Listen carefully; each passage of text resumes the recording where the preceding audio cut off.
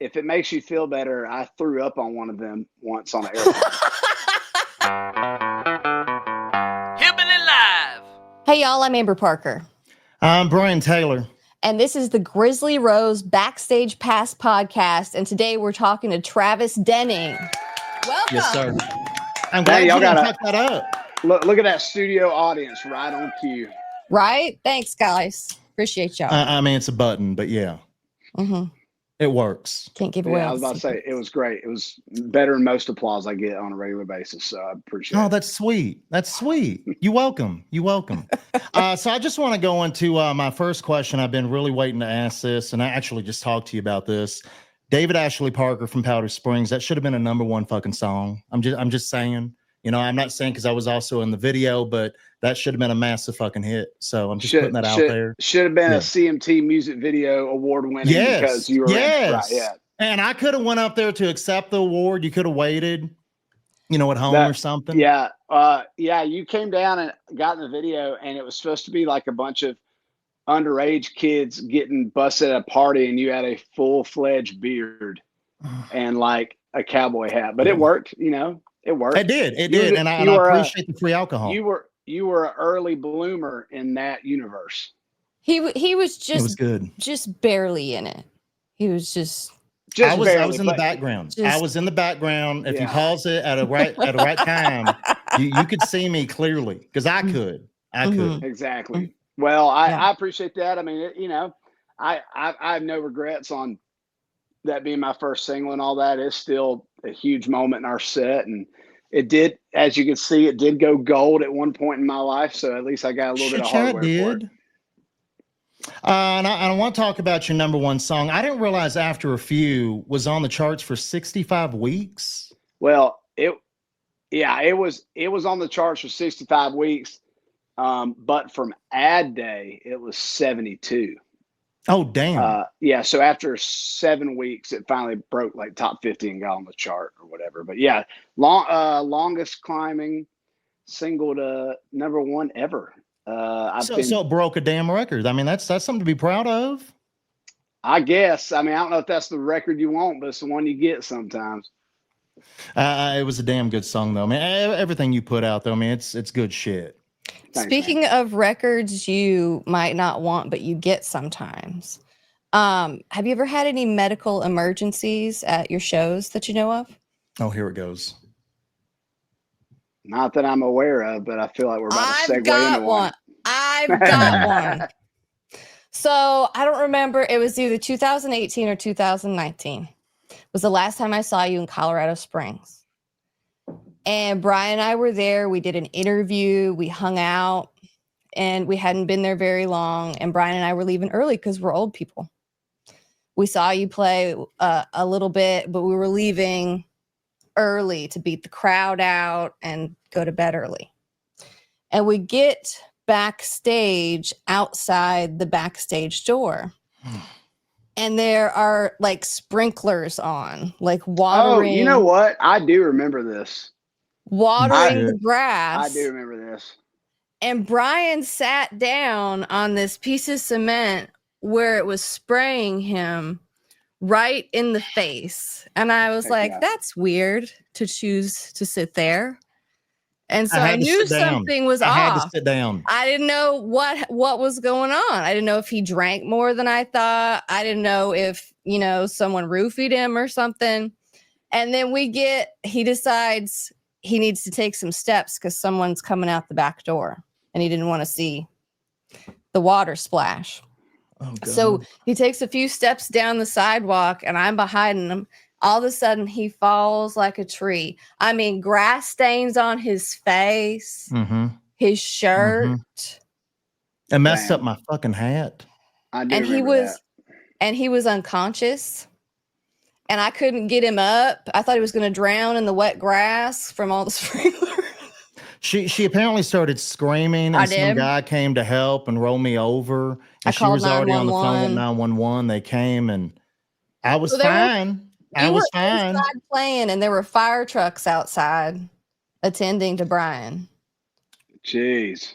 I'm going to blame this on Maddie and Tay. They were there that night, so I'm going to blame this on Maddie and Tay. That's the show I remember. Yeah, I do remember that happening because I think maybe you had like everything had gone down, and then I got done, and Jill, my radio rep, she was like, "Freaking Brian, like fell," and it was this whole thing, and I was like, "Damn, yeah."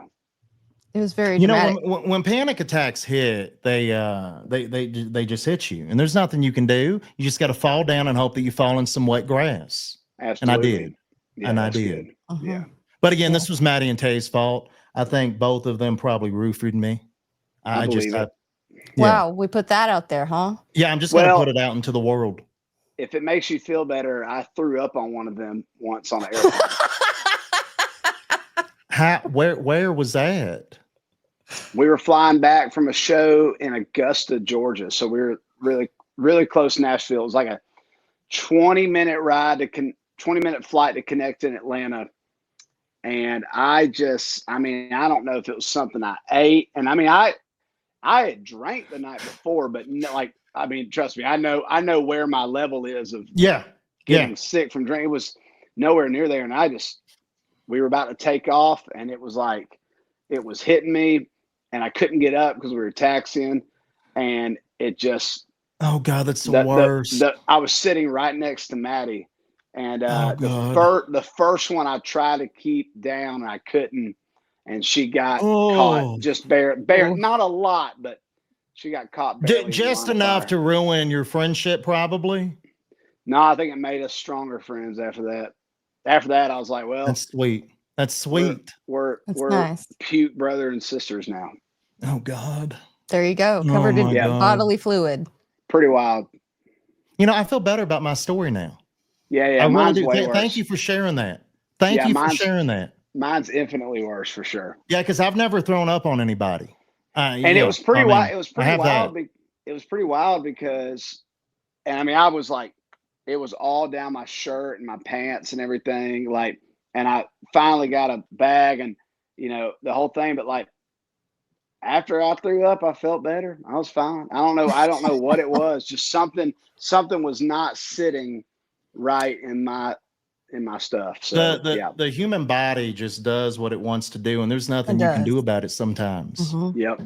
And I'm finding that out more and more as I'm 44 now. I wake up sometimes with just new pains, and I'm like, what in the hell happened? I just go to bed and I wake up and my neck hurts for like 3 days, and it's like, what in the hell? I had old lady back just the other day. Incapacitated. I'm right now. I'm like, did I throw something out? Something just hit me. See, you've got old lady back too. Yep. So what's going on in your music world right now? Well, I don't know. That's a great question. Honestly, a lot of things. So I think that's a positive. I'm currently sitting just outside the top 10 with a song that I wrote for Cody Johnson and Carrie Underwood called "I'm Gonna Love You," and it's a big old. It's rocking, man. It's a special song. It's 8.5 years old. And I was going to ask, how long was it sitting around before somebody did something with it? Well, it's kind of a long story, but I actually cut it for myself when I was in 2019. And Cody had wanted it for a long time, but I wouldn't let him have it because I was like, I'm an artist and I want this to be my song. And it just, like COVID hit and like plans kind of got changed and all this stuff. And just every month that went by was a month getting further away from that being my song. And so in the summer of 2022, I got a phone call that he still really wanted it. And, it was just kind of one of those like, come to Jesus moments. And I thought about it, and I talked to my wife, and I talked to my publisher and my manager, and I was like, man, screw it. He can have it. I was like, if it was supposed to be my song, it'd be out by now. You know what I mean? And so kind of trusted the process, let it fly. And it was incredibly the right decision, obviously. And so that's going great. And I'm wrapping up my first production thing, which is outside of country music. It's in the rock genre. What you got? It's with one of my freaking heroes, Mark Morton from the band Lamb of God. He's working on a solo project that's a little bit That more is like Southern badass. rock and rootsy. So I'm finishing that up with him. And as far as me, I got some stuff in the pipeline, and there's some stuff coming soon. I think it'll be my first release independently. After 7 years at Universal, I left, and nothing but positive things. It was just time to move on, and so just kind of going in the direction that I feel like at any given moment. And so this very first song that's going to come out is I think it's very unique. I don't think there's been a song subject matter wise in a long time that this song's kind of about. And, I've been telling people it's going to be the bridge between what I've always done and what I want to do in the future. And I'm going to cross that and light the match, throw it, and just go in a different direction and just be selfishly creative this time, and not putting pressure on myself to deliver any kind of standard that I might have put on myself before. Now I just want to have fun. I just want to cut music, let the guitar be the driver of this bus, and see where it goes. And you've got some damn good guitar skills. You really do. And I guess since you brought this up, and I didn't realize you left the label, do you feel like you are going to have more creative freedom now that you are independent? I mean, as far as that, not necessarily. I mean, I will say in the 7 years I was there, they never once made me cut a certain song. I always cut the songs I wanted. They were always very, just like cool with whatever I wanted to do. I think when you're signed to a major label, and when you've had a hit, I've had a number one. Who doesn't want to continue to have those? We've been told for years and years that's what you got to do and what you got to have, and it's still very important. But I think on my album I put out last year, there's probably 3 or 4 songs on there that were cut with the idea of, well, maybe this will be the single. Maybe they'll go to radio with this one. And I love those songs. I'll go to the grave loving everything I've made. But I think there was probably a third of that record that, was chosen not so much from purely artistry, purely creativity, but was chosen also with logistics and promotion involved. And now, honestly, I'm kind of like, who gives a shit? Now it's like, I own it. I'm doing it myself. And now that I'll own it, I can actually see some money from the streaming if something streams well and all those things. So now it just doesn't matter. And I think for me, I just took a good hard look in the mirror when I left, and I just said, all right, the music you've been making is not bad. I mean, I think my music's only gotten better.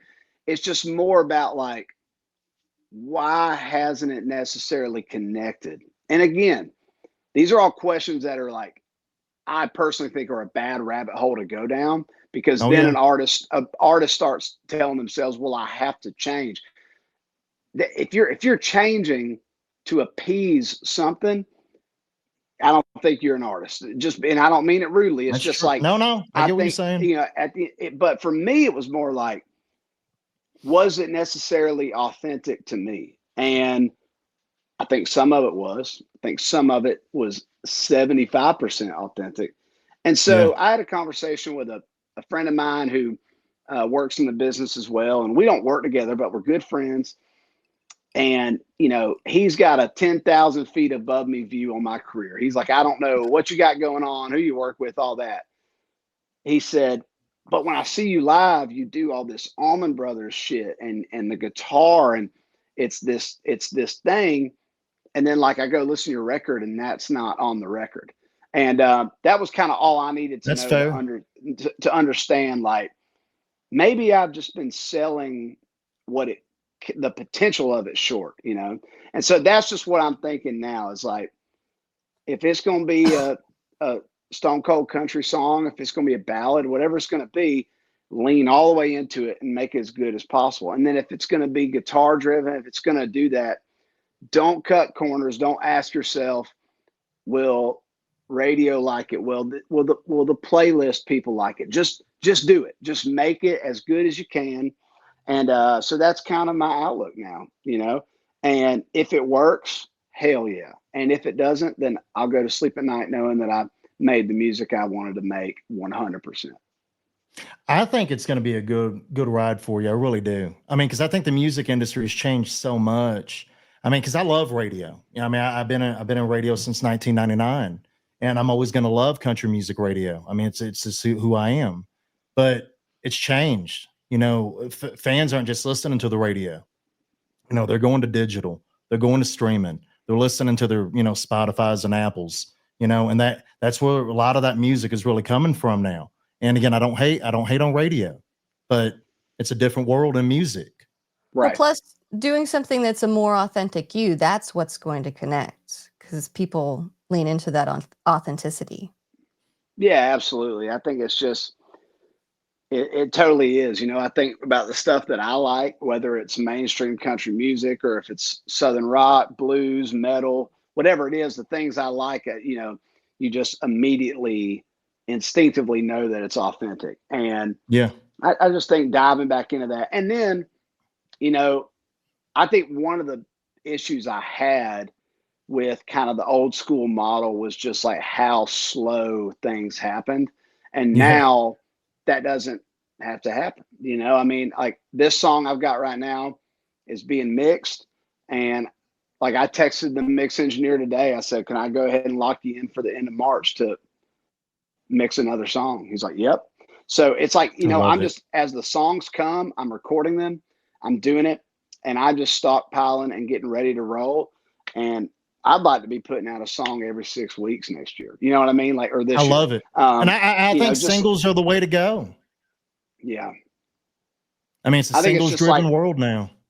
Yeah. I just look at it as like a book, you know, and it's like just drop each chapter. And you know, you don't pick up a book and read one chapter and then go, all right, cool, that's going to hold me over for 6 months until the next chapter comes out. It's like, yeah, you want to read that chapter and then read the next one and then read the next one and read the next one. And I think that's like, as a fan, I think artists are the book now, and fans, that's how they want to do it. You know, they want those little pieces constantly coming out. And speaking of fans, I am fangirling a little bit because I saw you in another podcast where you were talking about you got a chance to play with Dean Dillon. What was that like? Oh, that was probably 7 or 8 years ago. It had been 2017, I think. George Strait after party in Vegas. He was there sitting with my producer, and he leaned over to my producer and said, I want to get up there and do a couple songs. And so he came up and he played 4 songs. He played Unwound, Marina Del Rey, The Chair, and Tennessee Whiskey. And you can't say no to Dean Dillon if he wants to get up and come up and play with you. I mean, I was like, hell, I wish you'd come up sooner. I was like, I'd have just done this the whole night. But he dropped those 4 songs, and I was like, good God, man. You're like, good night, y'all. Thank y'all for coming. Oh, yeah. Yeah. It was like, see ya. Done. Did you exchange phone numbers? Are you like friends now? I mean, I've had his number for a few years. I really haven't talked to him. I've texted him once or twice, and but yeah, man, he's a super nice guy, man. It's just he's one of those guys, you know. I mean, he's written some of the best songs of all time. Yeah. He's a fucking legend. I mean, let's be real. Absolutely. Yeah. And speaking of legends, I mean, you're actually in a legendary family, the Montgomery family. And I got to ask, when you finally decided to ask Madison to marry you, did you get John Michael Montgomery's blessing? Yeah, I asked for his blessing, and it was great. Yeah. It was easy. He was like, oh, thank God. You weren't nervous? I would have been shitting my pants a little bit. Oh, I mean, I was incredibly nervous, but I was just nervous because I was asking her dad, you know. I mean, it was just such a heavy question, you know. But it was great. I asked him, and I said, I'm just looking for your blessing to ask Madison to marry me, and he literally goes, well, I'll tell you, me and Crystal been praying and hoping you were going to say that. And then I was like, oh shit, that kind of sounds like you're dumping her off on me. What the hell? No, and we had a beer and talked for 10 minutes about marriage, and it was a really good conversation. I know when I asked Michelle's dad to marry me, he was like, good luck and thank you. Yeah. Yeah. Those are always great vibes to start off, right? You're like, should I back out now? You know, man. When you finally popped the question, did you pull any lyrics from his song "Sold"? Hey, pretty lady, no. won't you give me a sign? I give it. She might have said no if I'd done that. Oh shit. So I mean, now that you're a songwriter, I mean, you're going to keep writing songs for other people, though. Oh, I mean, because you're about to have a big old #1 hit. Yeah, I mean, I've always done that. Throughout my whole career, I've been very fortunate to have some cuts along the way. Also, just while having my own success as an artist, and all the artists that I looked up to before I moved to Nashville, like Cole Swindell, Luke Bryan, and I mean, that's what they did. I mean, Cole had hits on other people. Luke had a hit with Billy Currington he had written, and to me, I just always thought that was cool that you could kind of have your hands in both pots. And obviously my boy Hardy has done that to a crazy high level. And, how many #1s does he have now? What's he up to, like 15, 16? I think it's 13 or 14. Yeah. I mean, the man's on a roll. He doesn't miss. Yeah, he rocks it. So, that's just something I've always liked. And, obviously the songwriting, when it's being successful and it's on some good records and it's on the radio, it definitely is some good supplemental income. So it's always just nice to know that that's a foundation I can hang my hat on. And if you need some co-writers, I mean, Amber and I can always help you with some shitty lyrics.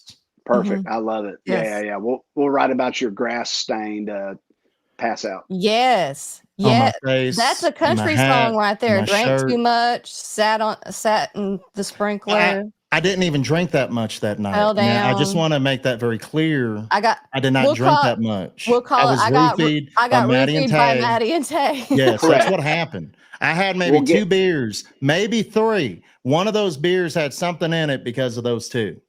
And thanks to Travis, he threw up on one of them. So I think we're all even now. I really did. Yeah, it's pretty even now. Yeah. Mm.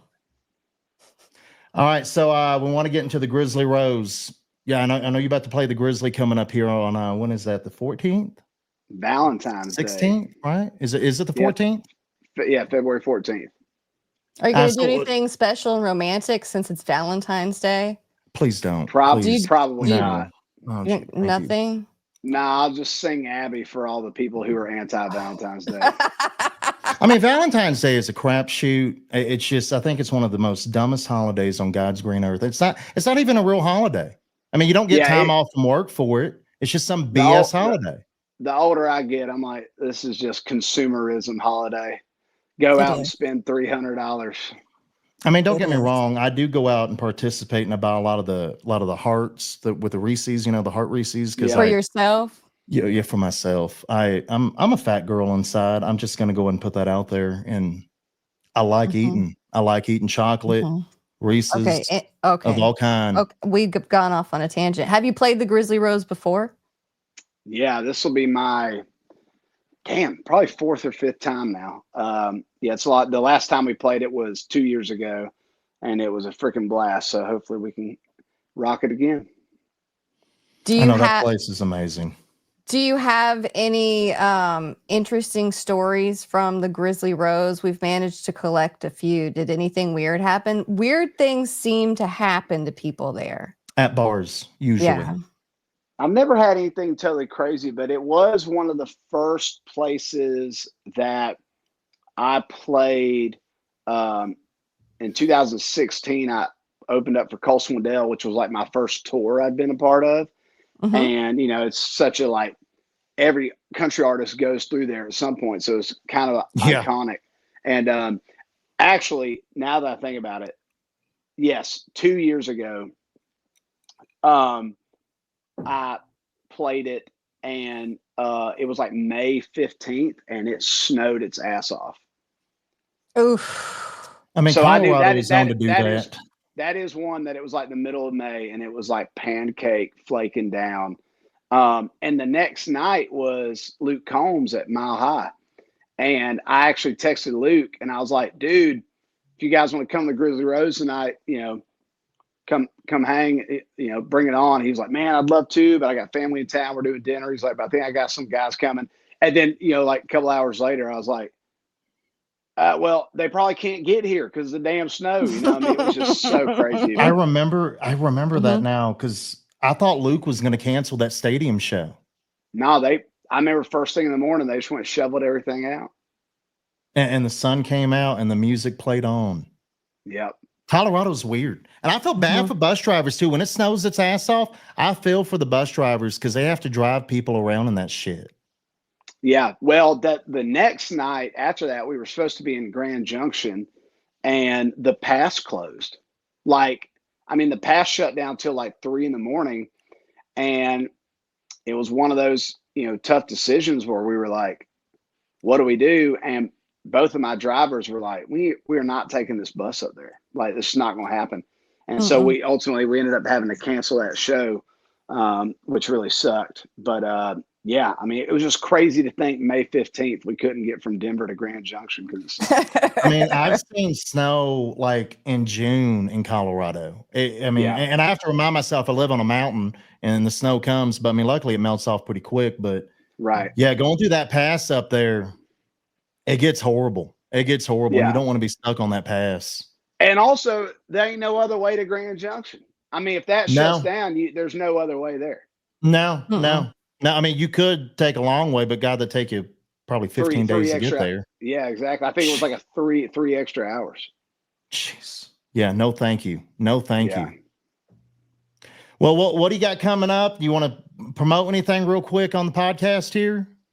We'll be out with Brantley Gilbert on the Tattoos tour this spring. Oh, that's right. Yeah. And but yeah, man, I'm just excited to get back to the Grizzly Rose and rock it and eat that shrimp backstage, that questionable shrimp. What? I know. I need to talk to Scott about that because I don't know back why. There a lot. Oh, it's every show they roll back with that shrimp, and I'm like, bring some wings. Let's just do wings or something. I mean, wings are a lot better than the shrimp.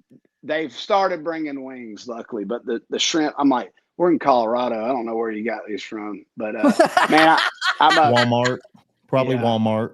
Yeah, but I'm really excited. I love that place and excited to rock it. You gonna bring your better half out with you too? Nah, she'll probably just hang back. And she went to Cancun with me and had a blast. So she kind of picks and chooses where she wants to go. I don't force her to go anywhere. That makes sense. I would want to pick and choose also. Yeah. I don't want to go there. Understand. Because it's going to be cold on Valentine's Day. That's the other thing. She's like, I'm not going to a show for Valentine's Day. So her and her. I mean, that's not romantic enough. I mean, I'm not going to follow you to work on Valentine's Day. That's work at that point. And we did spend a couple of days in Colorado back in October. So she's gotten her Colorado fix. And that time was Red Rocks. So that one she was like, I'll definitely come to that. Yeah, that makes sense. Red Rocks is cool. Yeah. It was awesome. Well, Travis, thank you so much, man, for taking time to talk to our dumbasses. It means a lot. I can't wait to see what's coming up for you. I know, man. And I get to talk to y'all as always. I know it's been a minute, so I appreciate y'all letting me hop on. Dude, I think it's going to be a great time. I can't wait to see all this independent shit. I think it's going to be a good run of music for you. I really do.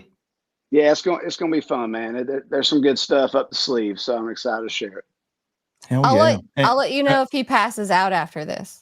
No, right, don't. Perfect. Please yeah. don't. Yep. Please I'll don't. keep you in the loop.